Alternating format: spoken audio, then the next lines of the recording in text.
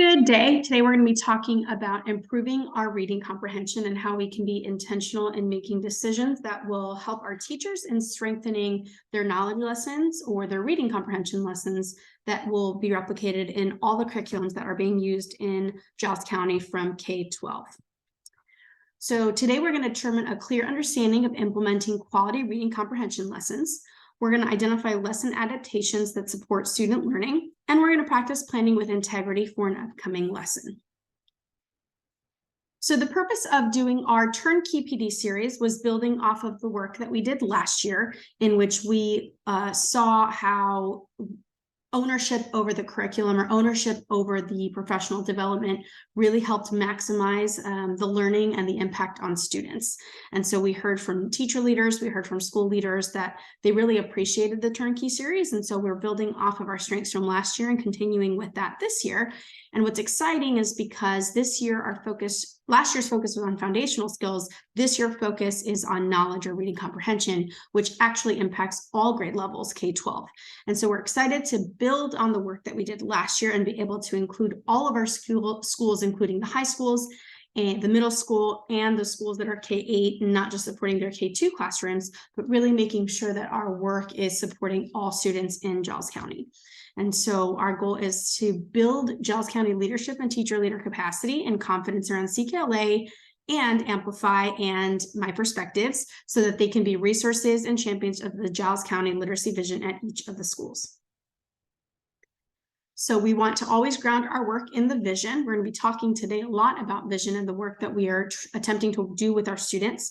All students will be engaged in a culture of learning where high quality texts, effective questions, and knowledge building tasks lead the way to literacy success.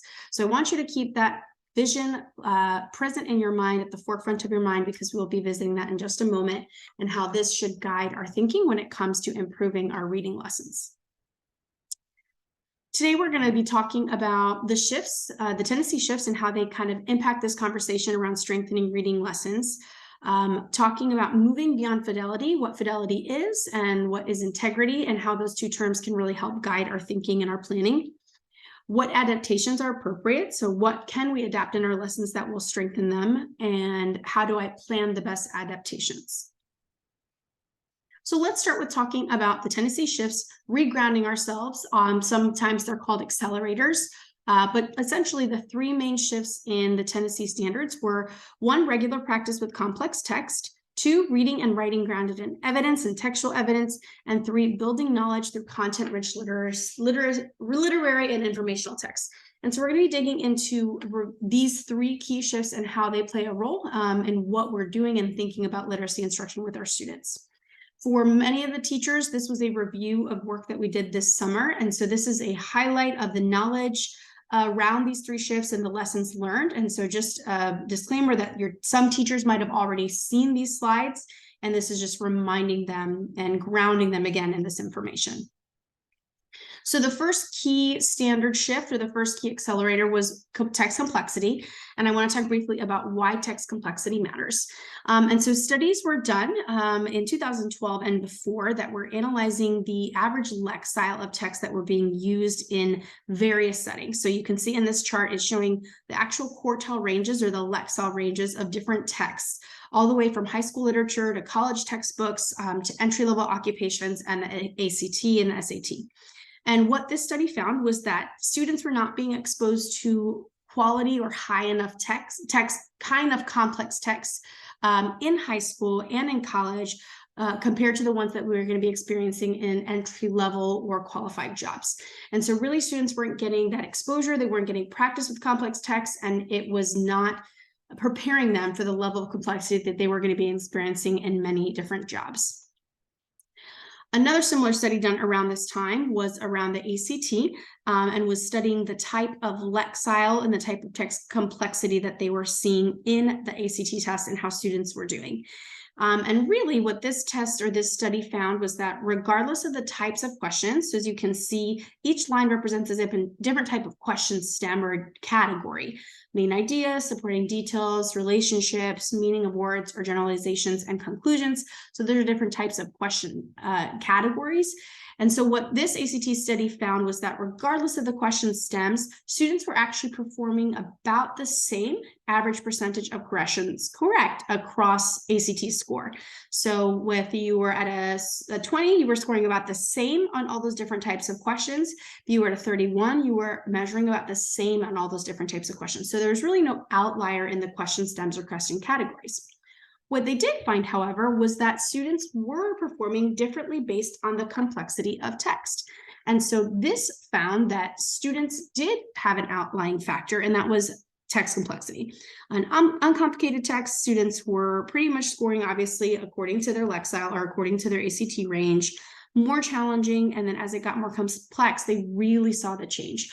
And so what this study found was that text complexity was really the factor that stood out that made a difference in a student's ability to score on a higher ACT score compared to other levels and other indicators. The second shift, or the second accelerator, was text-dependent questions or using evidence to support text thinking. And there was another study done that also helped determine why this was a key factor in the Tennessee shifts.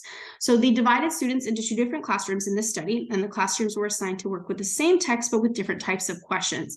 And the 2 different groups of students, or the 2 different types of classrooms, had strategy-based questions, where students were focusing on specific reading skills or strategies, and content-based questions, where students were focusing on the content of the text through open meaning-based questions. So here's some examples of what those questions sounded like.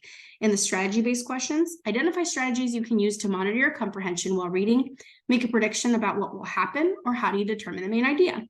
In the content-based questions, you would hear questions like, what happened in the paragraph that ended with, I wouldn't throw it away?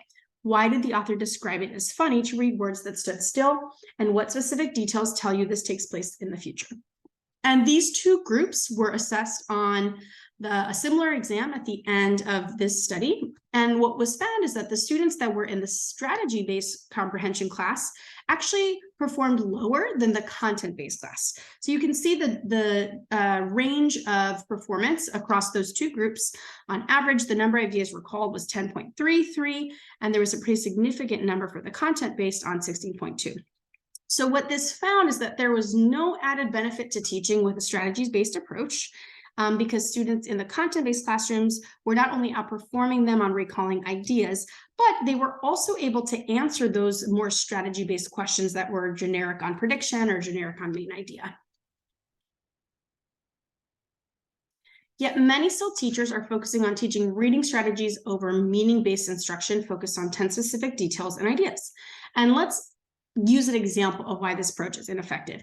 So again, some of the teachers this summer experienced this practice. You just might want to name that for teachers if you are in a group presenting this to some that heard it and some that didn't. Ask them not to give away the trick of this. But what I'd like you to do is read this paragraph to yourself, and I want you to take a moment to just write down the main idea. I'm going to let you pause. Make sure you've read it, identify the main idea. And after you've asked participants to identify the main idea or attempt to attain the main idea, go ahead and you can let a few of them try and share out if anyone is a brave volunteer. But really what this practice is getting at is that it's not that we don't know how to find the main idea. It's really the complexity of this text. It's the lack of content knowledge that makes this such a hard paragraph to find the main idea for. For most of us, the vocabulary, the syntax is not something that we're typically used to reading. And so it takes a lot to digest it and to turn around and give the main idea in just a few minutes. If I were to, however, give you a text on a content that you're more familiar with, you'd be very confident in finding the main idea. What this tries to help teachers see or help our participants see is that it's not about just giving practice at main idea over and over and over again that will help students deepen their comprehension or deepen their understanding of text. They know how to find the main idea. That's a skill or strategy based. However, the complexity of the text and being able to really dig into and digest the text is what makes it very difficult for them. And so we really want to break the habit of repetitive skill drill, as I like to call it, because this really does not help students grow. Getting at bats, multiple at bats at just doing the skill over and over and over again is not really going to help them use their brains in a way that helping them critique and analyze the text in the way that they need to really walk away with a deeper meaning of it. Here are just some questions for you to think about. Why did finding the main idea not work? What would have been a better approach to teaching this passage have been? And what are the implications for how we teach students to read? So you can allow participants to discuss this experience and discuss some of these questions.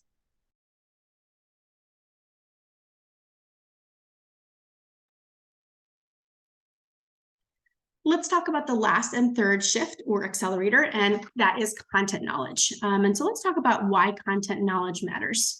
So this study done in 1988 split up students into 4 different groups, and these students were grouped according to ability and knowledge of baseball. As you can see, group 1, high reading ability and high knowledge of baseball. Group 2, high reading ability and low knowledge of baseball. Group 3, low reading ability and high knowledge of baseball. And group 4, low reading ability and low knowledge of baseball. And again, at the end of this division of groupings, the students were given a text to read about baseball, and they were asked some comprehension questions on the exam. And this study has been very well publicized, so it's probably something you're familiar with, and not surprised to know that the group that performed the best was obviously the group that had the highest knowledge of baseball. And the highest reading ability. However, what was pretty surprising is that the second highest performing group was the low reading ability and high knowledge. And actually, you can see the difference in the comprehension level is not that significant. The highest group had 86%, and this second group had 81%.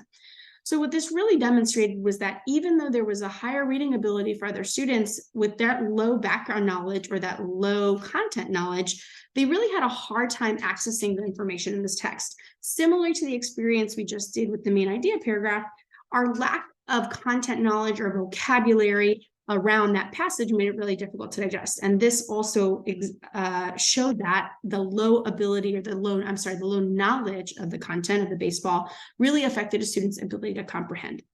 So once again, building that case for background knowledge and content knowledge really matters. And that other study, again, demonstrated that looping this back in, that the question stems were really not the difference in what students were able to determine, but it was the types, or it was the text complexity and not the types of questions. So really that pushed our ability to understand the best. So why did we talk about the shifts and the accelerators? We really wanted to ground ourselves and remind our teachers of why these are the way they are. They are a huge part of why our curriculum is built the way it is. And these are going to be our guiding light as we're thinking about how to strengthen our reading comprehension lessons, because they are really our North Star. So let's talk about, we just talked about the shifts, and now we're going to talk about how the shifts impact this idea of fidelity to integrity. So this chart shows those 3 key ideas: fidelity, integrity, and empowerment. Fidelity is really how we define just sticking exactly to what the curriculum says, reading it verbatim, not making any adjustments, just doing exactly what it says. Integrity is really moving beyond that idea of fidelity and building on it in a way that is responsive to students. Empowerment is really that third category, is making it your own, but being able to still stay true to the idea of the curriculum, still stay true to the standards, but obviously being able to build upon them. Now, in year 1 or the first year facilitating curriculum or teachers' first year facilitating, fidelity is exactly where you want to be. And I think that was a really important stance that Giles County team made on supporting teachers and doing exactly what the curriculum says. And our goal is now to help teachers build upon that, because we know that one size doesn't fit all. Every group of students that is in front of a teacher is unique and has unique needs. And so we really want to help teachers start to live in that integrity bucket, we like to call it, that is going to help them make those instructional decisions to strengthen the learning specifically for the group of students right in front of them. But there's obviously important things that they need to think about as they're doing that. And so the rest of this is going to really help us build our understanding of how we move along that continuum from fidelity to integrity to empowerment. And to bridge to what we just talked about with the standards, is the standards are our North Star. It helps ground where we're going. It helps us know exactly the decisions that we're making should always be in alignment to those 3. Are we giving complex text to students?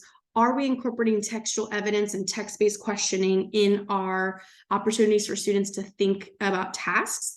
And then are we building background knowledge in a way, or are we leveraging background knowledge to help deepen students' understanding of the texts that are in front of them? I like to think of these 3 statements as really helpful in building on our understanding of fidelity to integrity and empowerment. So we know that curriculum is the vehicle, not the goal. At the end of the day, we want the curriculum to be executed well, but that is not our end goal. Our end goal is student learning. And we want to make sure that the curriculum is assisting us in getting there, but it is getting the curriculum exactly right is not the end all be all and what our goal is. The goal is actually to reach our vision of excellent literacy instruction. And so that does mean that sometimes we're going to have to make some instructional choices that might veer slightly away, but still enhance what we're doing with our curriculum. Our vision must be grounded in the standards. So spiraling back to that key idea of we know what is the most important to have at front and center for students: complex text, text evidence, text-dependent questions, and building background knowledge. So let's dig a little bit into these 2 ideas of integrity and fidelity and how we want to shape our thinking to make sure our teachers are starting to make that shift from fidelity to integrity. So what does fidelity look like? Fidelity is using the materials exactly as written. Teachers use the materials as a script, but without internalizing key understandings. Teachers don't deeply understand the materials, so they use them robotically at times. Teachers treat everything equally, and at times they miss what is most critical. Teachers don't anticipate challenges. Misconceptions catch them off guard. Teachers ask questions that just a few students engage in. Now, a teacher using the materials with integrity might make strategic adjustments to enhance the intention of the materials. This is what integrity might look like. Teachers use the materials as a guide to get to key student misunderstandings. Teachers deeply understand the materials and make strategic adjustments to ensure students meet the material's intentions. Teachers identify what is most critical and focus there deeply. Teachers anticipate challenges and plan for them without reducing rigor. And teachers identify ownership to strategies to engage all students in key tasks. So those are some of the ways we might want to push our teachers to be moving closer to this integrity bucket. Take a moment to turn and talk to your neighbor about what stands out to you about the difference between fidelity and integrity.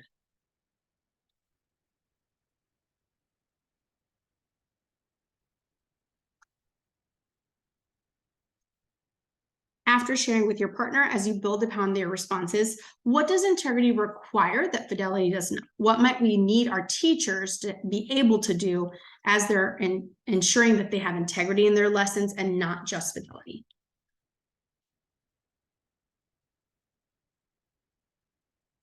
Using materials with integrity asks you to think deeply about the intentions of the materials and make small, smart adjustments to enhance those intentions.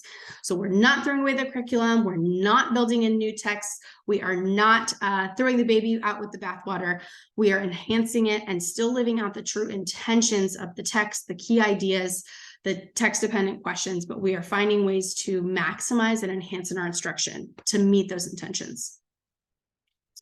I like to think of it a little bit like a baking recipe as we're hopefully all getting ready for that Thanksgiving break. Some of you might be hosting. I would love to have an invite one day to enjoy some wonderful Thanksgiving dinner. But many of us have recipes that we are going to be cooking this upcoming Thanksgiving. So I like to give this example. When you think about this shift from fidelity to integrity, think about the fidelity being the initial recipe that we just made, that we followed. You might have had one handed down from a family member. You might have looked it up or Googled it. Either way, you're following the recipe as given. I like to specifically use baking recipes because they are often the trickiest, that if you don't follow them, you can definitely end up with, instead of your brown sugar pecan bears looking like this, they might actually turn out like this. Baking is pretty tricky.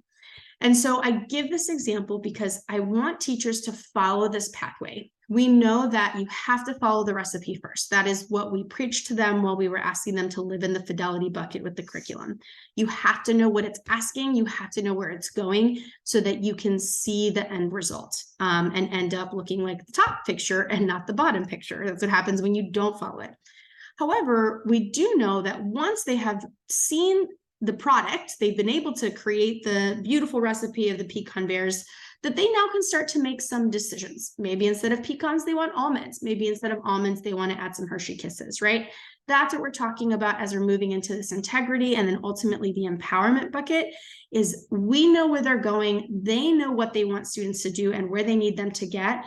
And it might require some slight adjustments, like swapping one thing for another that will still get them to the satisfying, tasty cookie, but that might give a small tweak to get there. And that's really the pathway we're trying to help teachers, is going from following that recipe to a T to now starting to understand what can I substitute, what can I add, and how am I still going to end up with a great result that is going to allow my students to learn productively. So let's talk about how we make those decisions so that we can help our teachers making those decisions. So what adaptations are appropriate? Let's talk quickly about why you should make an adaptation and why you shouldn't. So this is not an all-consuming list, but just some places to start. So reasons you should make an adaptation: students are struggling to access the text. Students are struggling to answer the question. And your data shows that students struggled with the concept or key ideas from the day before and lessons built upon that knowledge. Reasons you should make an adaptation: students don't like the text or are having issues connecting with it. The tasks or questions do not provide enough skill practice, or students were confused by the text or the questions last year. So we know you have a new set of kids in front of you. They might have different struggles or different challenges. And so we really want to make sure that teachers are using the data in front of them in the moment. Even when we're thinking about students are struggling to answer the questions, I like to always think about those supporting questions being in your back pocket, but it's not the one that you're going to offer on the front end. And we're going to give some examples of that. But I like to think about it as being the second tiered layer of support that you're going to have ready for students, but you're still going to expose them to the question in the beginning. So these are the questions that I encourage. These are the questions that I encourage that you ask yourself as you're thinking about making some of those adaptations and making those decisions. I like to call it an integrity framework or guardrails. And again, this is meant to help guide your thinking in service of the standards and in service of our vision as you start to encourage teachers to think about moving from fidelity to integrity. Does my adaptation respond to evidence, not an assumption of individualized needs to clear the path to learning? Does my adaptation target individual needs and still allow for a majority of students to experience productive struggle? Is my adaptation temporary and intended to be removed over the course of the lesson unit year to foster independent learning? Does my adaptation provide students with a pathway to experience grade level learning? Does my adaptation maximize the opportunity for students to grapple productively with grade level content? So take a moment to turn to a neighbor to discuss what stands out to you about these guardrails or these questions for frameworks as you think about their connection to the standards, as you think about a connection to the vision, or just in general questions that you have about these guardrails or framework.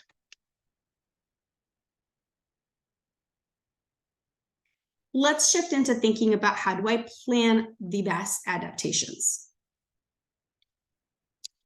So what does adapting materials with integrity look like? When you make adaptations with integrity, identify strategic adjustments to the materials that enhance the intentions of materials. So I'm going to give some examples of what a high integrity adaptation might include.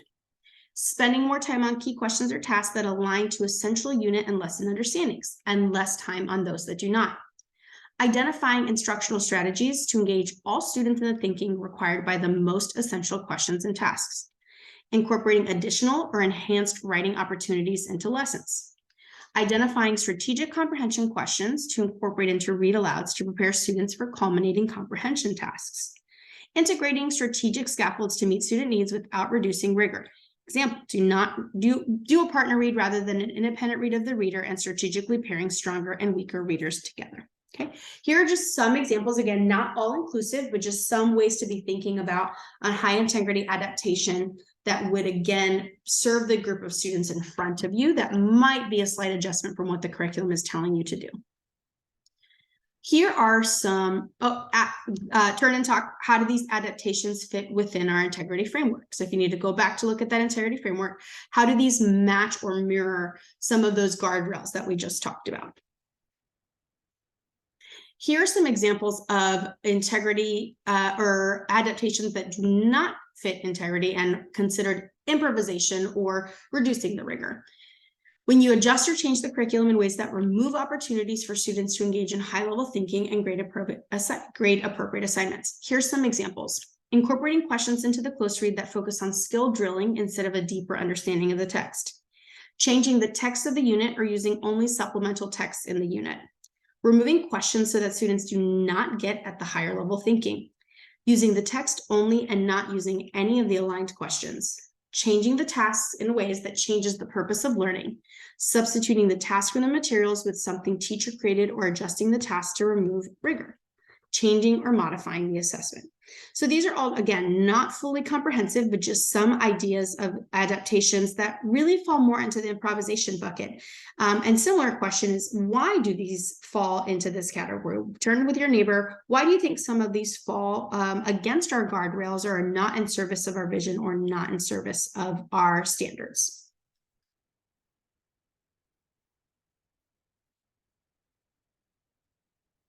Now that we've talked about some examples, let's just do two quick practices. We're going to practice some scenarios in which teachers made some instructional decisions, and we're going to determine whether or not we think this shows integrity or if it shows improvisation and why. All right, case study A, with a partner, discuss. Your students tend to struggle with the vocabulary terms, so you spend 20 minutes at the beginning of the lesson pre-teaching vocab for the day's reading rather than teaching it in the context of the reading. Take a moment, discuss with your neighbor whether you think that is integrity or improvisation and why.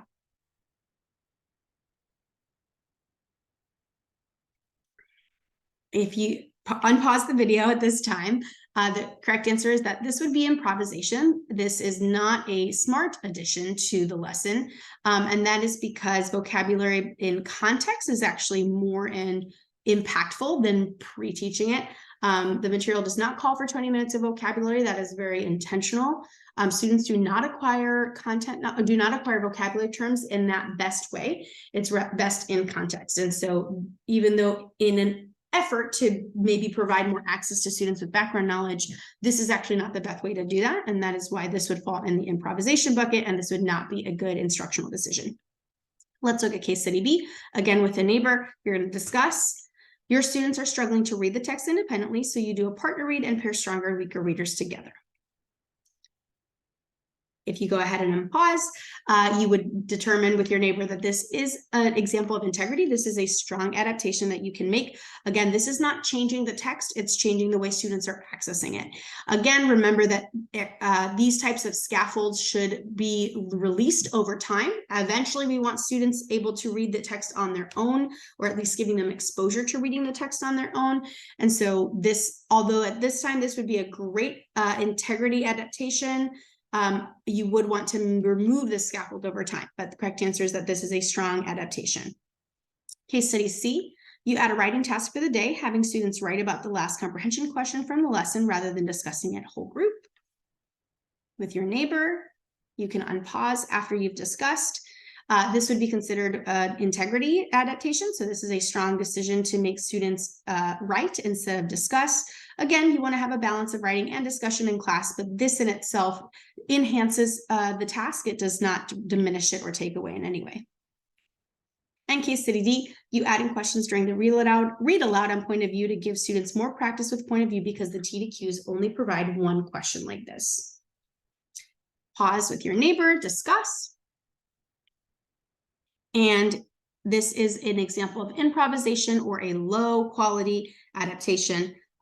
This is driving skills and not driving deep understanding of text or standard. And this would actually not benefit students in any way to do this practice. And so that would be an adjustment or a change in which the intention of the materials is lost. We want students feeling an integration of questions and an integration of standards as they're digging into it, not simply getting multiple practice at once of a certain skill, which is what this one would be going for.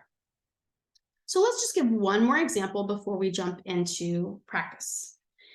Key question to ask is, what distinguishes the high integrity adaptations from the low integrity improvisations?